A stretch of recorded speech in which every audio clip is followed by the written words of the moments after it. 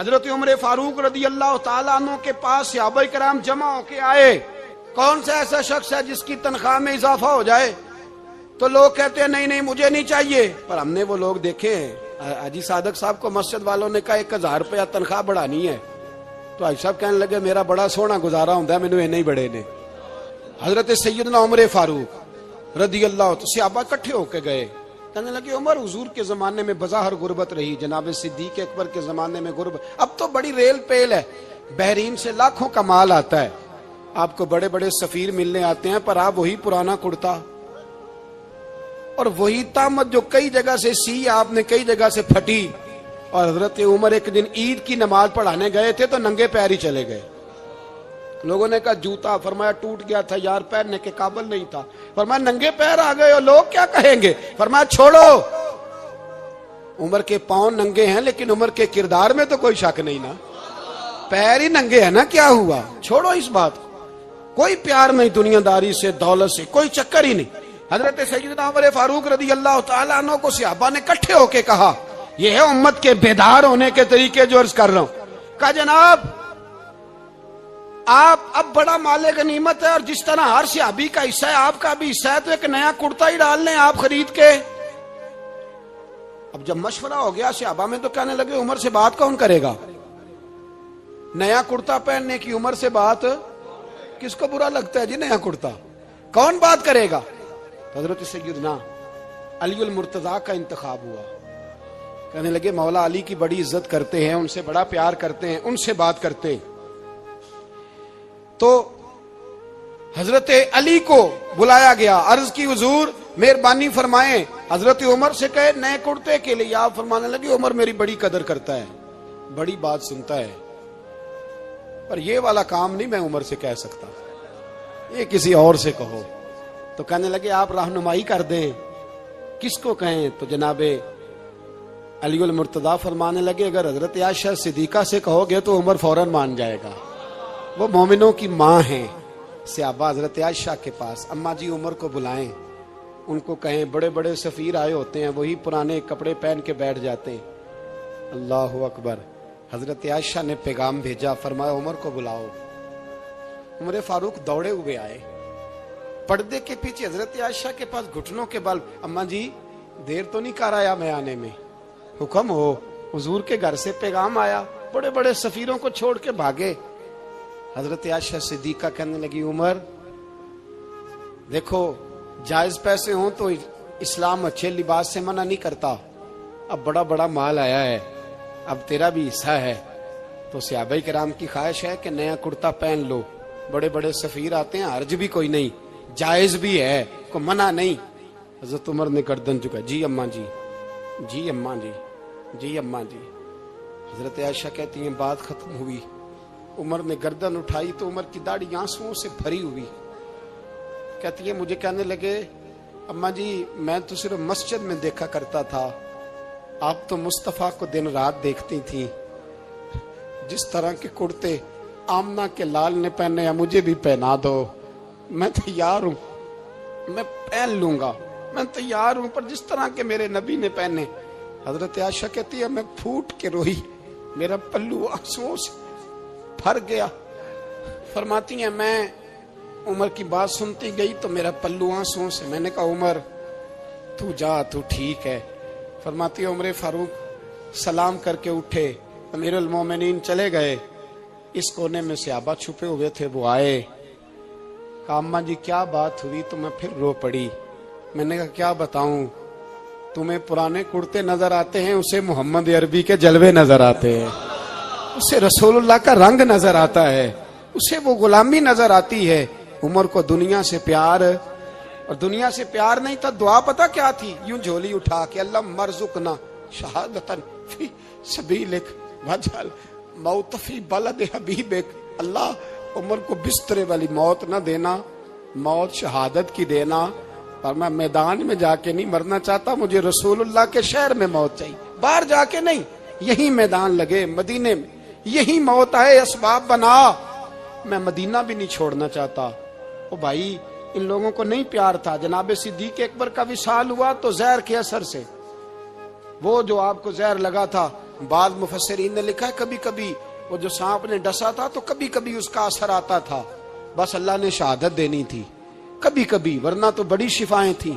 حضرت عمر شہید، حضرت عثمان، جناب علی، امام حسن، امام حسین، علی اکبر، علی اصغر، حضرت عباس، حضرت سعد بن معاذ، حضرت امیر حمزہ، مصعب بن عمیر۔ میرے محبوب نے تو لسٹ بنائی شہیدوں کی، لسٹ بنائی شہیدوں کی۔ شہادت سے پیار کیا رسول اللہ صلی اللہ علیہ وسلم کے غلاموں نے، پیار کیا شہادت سے، اسی لیے تو کافر اٹھ نہیں سکا کہ شہادت سے حضرت سعد بن معاذ رضی اللہ تعالیٰ عنہ کو زخم لگ گیا، جنگ سے زندہ آ گئے لیکن زخم ہے، رو کے کہنے لگے محبوبہ سارے شہید ہو گئے، میں ایسے ہی رہ گیا۔ حضور نے فرمایا نہیں، رب تجھے بھی شہادت کی موت ہی عطا فرمائے گا۔ اسی زخم میں پردہ ہو گیا۔ میرے بھائی حضرت عمر بن جموح رضی اللہ تعالیٰ عنہ 4 بیٹے لے کے احد کے میدان میں آئے، کہا محبوبہ میرے 4 ہی تھے، میں سارے لے آیا ہوں، سارے ہی قبول ہیں؟ فرمایا ٹھیک ہے۔ پھر خود بھی زرہ پہن لی، ایک ٹانگ سے لنگڑے تھے، ٹانگ چھوٹی تھی۔ حضور نے فرمایا تو نے کیوں لباس پہن لیا ہے؟ کہا حضور میں نے بھی تو جہاد پہ جانا ہے نا۔ تو حضور نے فرمایا تیرے 4 بیٹے جو جا رہے ہیں، تو کہا یا رسول اللہ کیا لنگڑے جنت میں نہیں جا سکتے؟ حضور لنگڑے اللہ کو قبول نہیں، میں نہیں جا سکتا۔ تو میرے نبی پاک صلی اللہ علیہ وسلم نے فرمایا نہیں، جنت تو تیرا انتظار کر رہی ہے۔ کہا حضور پھر میں بھی جاؤں گا، بچے جائیں گے تو میں بھی جاؤں گا۔ ایک بی بی احد کے دن 3 سال کا بچہ لے کے گھر سے نکلی، بیبیوں کو کہتی ہے میرا خامد بھی بدر میں شہید ہوا، بھائی بھی اور باپ بھی۔ آج حضور نے پھر بلایا ہے، دل کرتا تھا کوئی جوان بیٹا ہوتا تو میں پیش کرتی، پر اب میرے پاس یہ 3 سال کا ہی ہے۔ بچہ لیا مدینے میں مسجد نبوی میں، حضرت بلال سے کہنے لگی 2 منٹ حضور کا دیدار چاہیے۔ نبی پاک آئے، کیسے آئی ہو؟ کہنے لگی محبوبہ میں شہید کی بیٹی، شہید کی بہن، شہید کی بیوہ ہوں، میرے پاس اب جوان تو کوئی نہیں، یہ 3 سال کا ہی ہے۔ حضور نے مسکرا کے فرمایا یہ کرے گا کیا کرے گا؟ کہنے لگی حضور سنا ہے اسلحہ تھوڑا ہے، ڈھال کی ضرورت ہے، لوہے کی ڈھال ہوتی تھی، جب تلوار آتی تھی تو آگے کی جاتی تھی۔ کہا محبوبہ میرا شہید کی اماں بننے کو بڑا دل کرتا ہے، یہ میرا 3 سال کا لے جاؤ، جب تیر آپ کی طرف آیا تو میرا بیٹا آگے کر دینا، یہ ڈھال کا کام تو دے گا نا۔ ہنستے ہوئے محبوب کی آنکھوں میں آنسو آئے، بچے کو پکڑ کے سینے سے لگایا، ماتھا چوما، فرمایا جا تیرے ساتھ وعدہ ہے قیامت کے دن تجھے شہید کی اماں کہہ کے ہی پکارا جائے گا، وعدہ ہے تیرے ساتھ تجھے شہید کی۔ میرے بھائی مرنے کو دل ہی نہیں مسلمان۔ میرے نبی پاک صلی اللہ علیہ وسلم نے فرمایا جس کے دل میں کبھی شہادت کی آرزو پیدا نہیں ہوئی، اس کے سینے میں دھڑکنے والا دل مومن کا ہے ہی نہیں، وہ تو منافق ہے۔ جو کبھی دین کے رستے میں شہید ہونے کو، میرے بھائیوں دین کو بڑی ضرورت ہے، بڑی ضرورت ہے، بڑی۔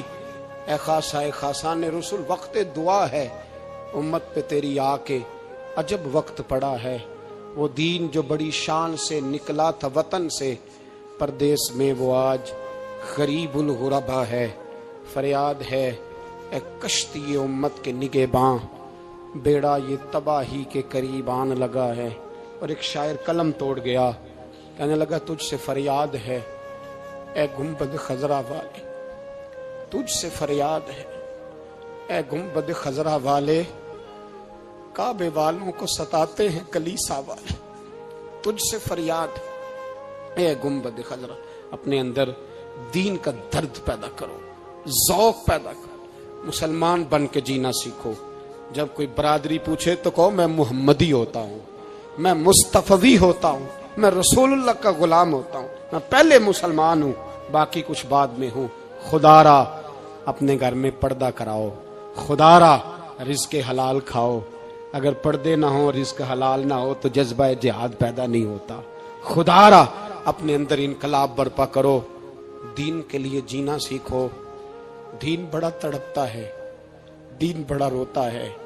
رسول اللہ آج تجارت کرنے والے ملتے ہیں، آج سیاست کرنے والے ملتے ہیں، دین والے نہیں ملتے، دین کے درد والے نہیں ملتے۔ اپیل ہے آپ سے، آج رات 2 نفل پڑھ کے اور کچھ نہ ہو سکے تو مسلمانوں کے لیے دعا ضرور کر دینا، ان کے لیے دعا ضرور کر دینا، اپنے آپ کو بیدار کرو۔ بھئی ہم تو آج تک اس لیے ڈر رہے ہیں کہ ہمارا چہرہ ہی نبی پاک جیسا نہیں بن سکا، تو داڑھی رکھنے میں بھی ہم ڈرتے ہیں، نمازی بننے، مسجد آباد کرنے میں، مسلمان کہلانے میں ابھی تک خوف ہے۔ تو بتلاؤ نا، اس سے آگے بات کب چلے گی؟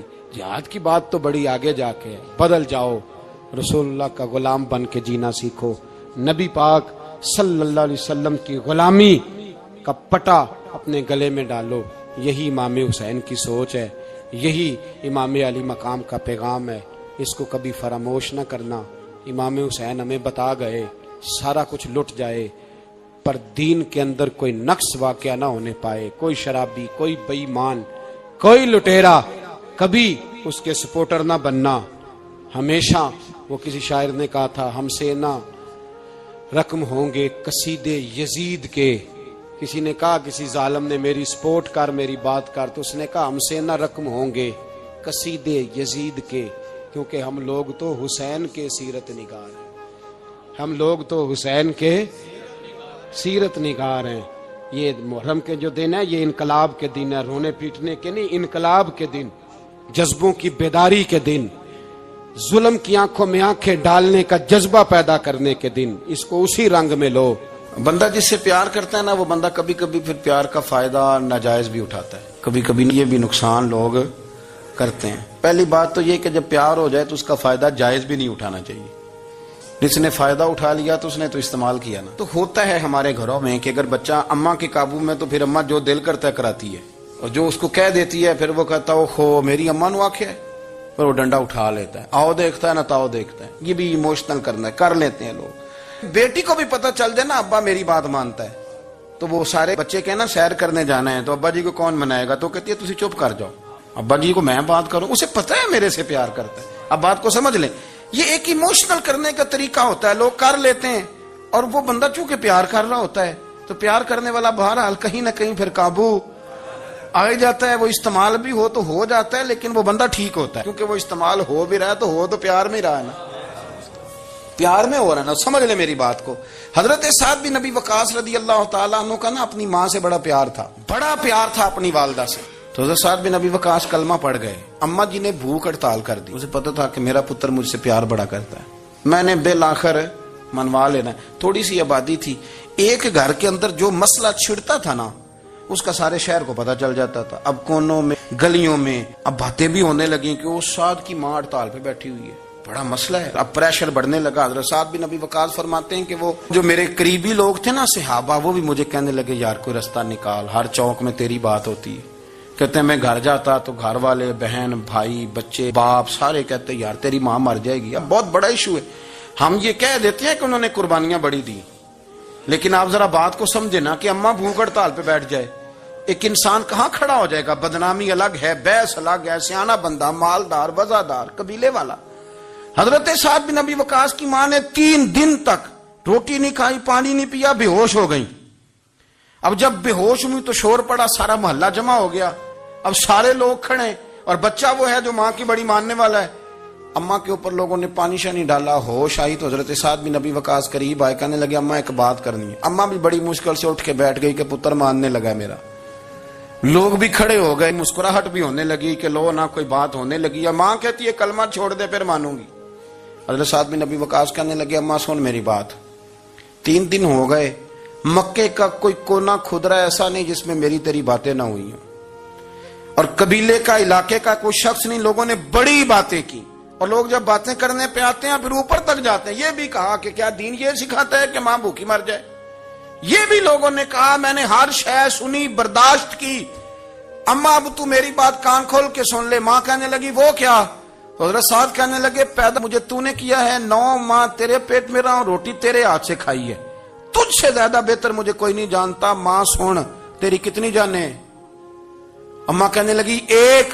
تو حضرت سعد فرمانے لگے تیری 1000 جان بھی ہو نا تو ایک ایک کر کے ساری نکل جائے تو میں محمد عربی کا کلمہ پھر بھی نہیں چھوڑوں گا۔ ختم ہو گئی بات۔ یہ کیا بات ہوئی؟ وہ کچا رنگ للاری والا، ਜਿਹੜਾ ਚੜਦਾ ਤੇ ਲੈਂਦਾ ਰਹਿੰਦਾ। ਇਹ ਇਸ਼ਕ ਤੇਰੇ ਦਾ ਰੰਗ ਮੁਹੰਮਦ ਜਦੋਂ ਚੜ ਜਾਏ ਫੇਰ نہیں لینا۔ یہ کیا بات ہے؟ اماں تیری 1000 جان بھی ہو، روٹی کھانی ہے تو کھا، نہیں کھانی تو نہ کھا۔ یہ لفظ کہتے ہیں حضرت سعد بن ابی وقاص رو پڑے، آنسو آ گئے، لفظ کہہ کے باہر نکلے، مجمع چھٹ گیا۔ جس نے جو مطلب لینا تھا لیا، جس نے جو کہنا تھا اس نے کہا۔ حضرت سعد چلے گئے، شام کو گھر آئے تو اماں روٹی کھا رہی تھی۔ تو حضرت سعد فرماتے ہیں کہ محلے کی بیویاں کہنے لگی روٹی کیوں کھا رہی ہو؟ تو ماں رو پڑی، کہنے لگی پتر میرا ہے، میں نے پیدا کیا ہے، میرے پتر نے کبھی ضد نہیں کی، اس کے دل میں کچھ ہے، اتر گئی ہے، کوئی ہے، کوئی کچا پکا جذبہ ہوتا تو میں تو 2 آنسو بہاتی تھی تو میرا پتر لوٹ آتا تھا، پر کسی رستے کا مسافر بن گیا ہے، اب کہیں پہنچ گیا ہے اور میں اس کا درد سمجھ گئی ہوں، جہاں گیا ہے اب وہاں سے یہ لوٹ سکتا۔